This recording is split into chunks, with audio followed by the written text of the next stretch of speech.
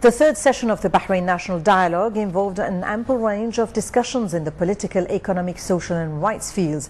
More details in this report. With their think caps on, the participants of the Bahrain National Dialogue flooded to the Isa Cultural Center yesterday to represent the different sectors of the Bahraini society, fully pledging to make their voices heard in the issues that will shape our future.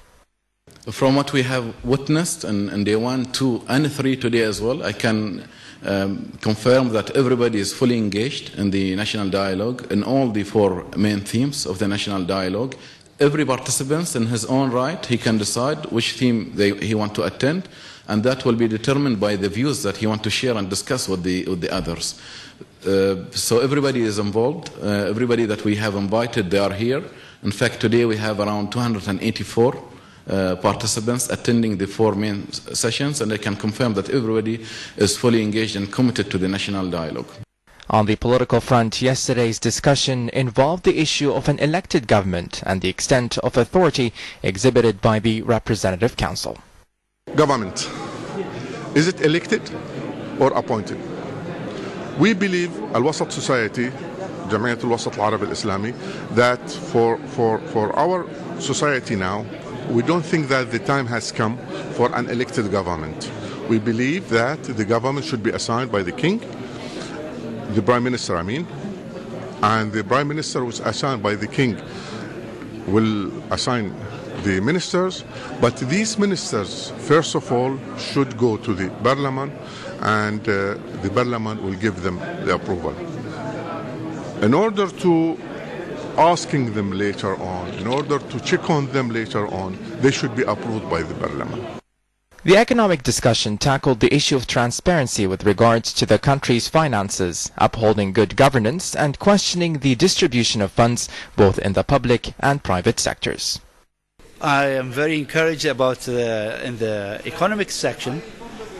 Everybody who is talking in one way. We are all going the same path, which is in the benefit of Bahrain as a country, as a people. If you talk about good governance, it's good for everybody. If you talk about transparency, it's good for everybody. So I think that the economic side of the dialogue is one of the easiest, where we don't have people discussing or arguing that this is not right, this is yes. Everybody is pulling in the same direction. The social discussion focused on the third and last sub-theme, restoring social harmony in the kingdom, banning activities that might lead to sectarian tension while upholding the diversity of our nation.